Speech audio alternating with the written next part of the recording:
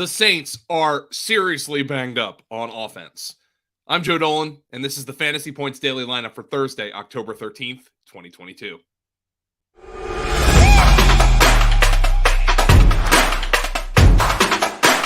It's time for the FantasyPoints.com Daily Lineup.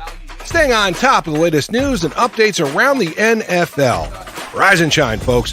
We're taking the field. Here's your host, FantasyPoints.com's Joe Dolan.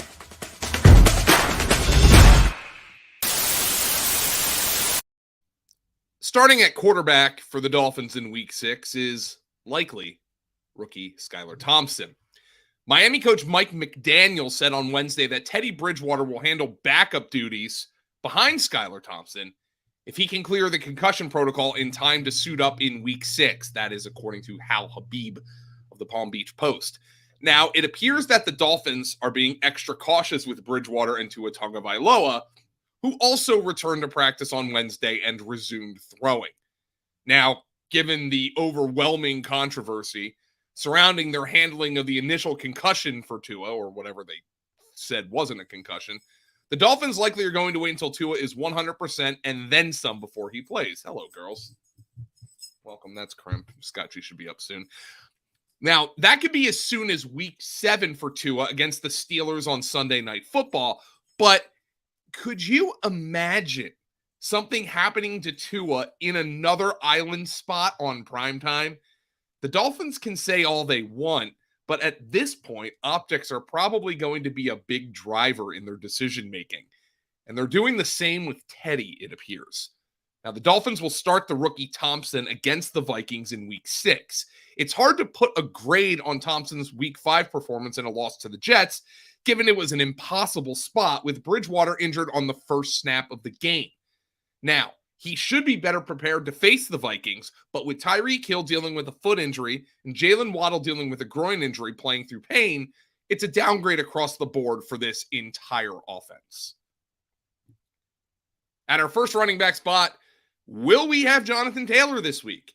Now, Taylor did some light jogging during Wednesday's practice, but was officially listed as a non-participant. This is per Kevin Bowen of 107.5 The Fan in Indianapolis. Now, after the Colts win over the Broncos last Thursday night, Coach Frank Reich seemed optimistic that the injury Taylor suffered was of the low ankle variety and that Taylor could get back in the saddle this week.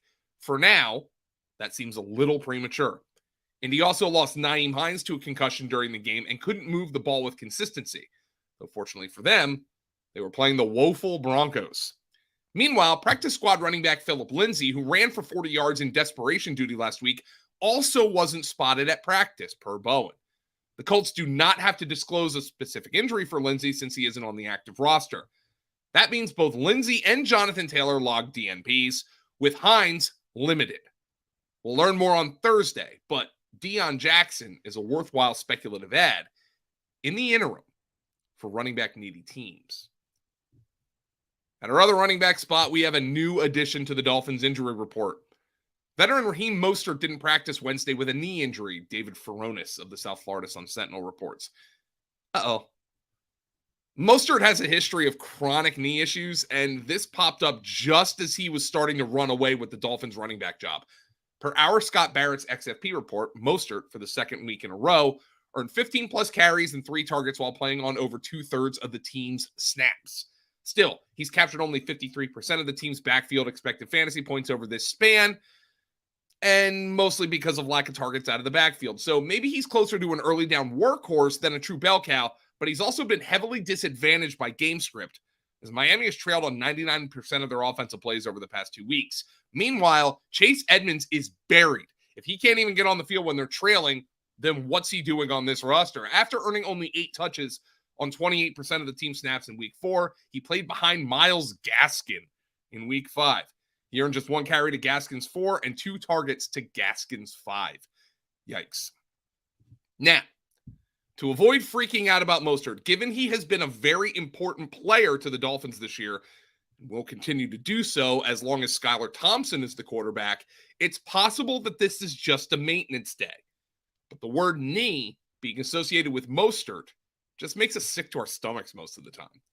And given the usage, or lack thereof, for Edmonds, it's hard to say he's a primo waiver wire pickup at this stage. In our wide receiver 1 spot, we have, well, we don't know what we have. That's because of the 6 wide receivers on the Saints' active roster. 4 of them didn't practice on Wednesday. Michael Thomas, Chris Olave, Jarvis Landry, and Deontay Hardy all were absent from the session as the Saints prepare for their tilt with the Bengals this week. Now, ESPN's Adam Schefter reported on Sunday that Thomas was expecting to return against the Bengals from his toe injury, but he's going to have to get some practice in this week to do so. He was not out there on Wednesday. The rookie Olave suffered a concussion on a spectacular touchdown catch against the Seahawks in Week 5, but it's still too early to know if he'll progress through the protocol in time to play in Week 6. Meanwhile, Landry missed Week 5 with his ankle injury, and Hardy is expected to miss weeks with a toe injury of his own. Jeepers!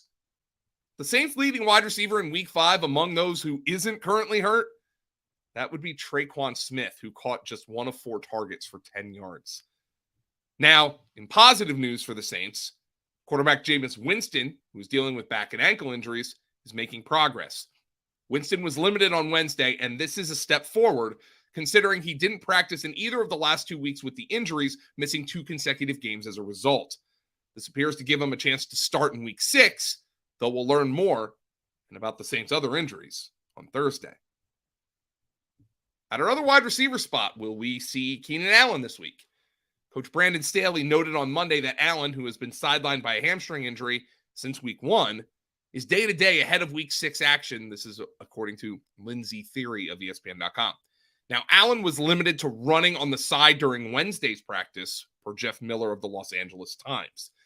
That is not an official practice for the Chargers since they don't play until Monday, so they won't put out an official report, but that seems like it would have been a DNP, did not practice, for Allen.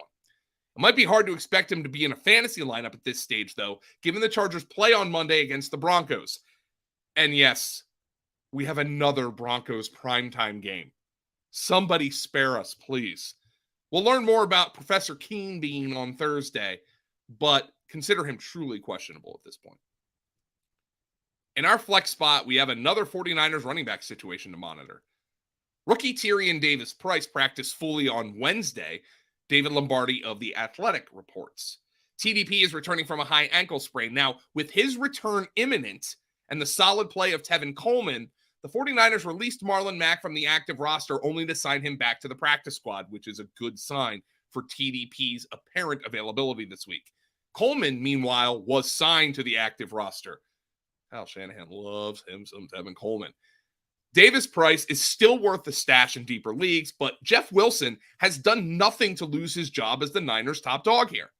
And in a couple of weeks, Elijah Mitchell should be ready to return from his knee injury. So continue to cherish what Wilson has given you while he's still out there.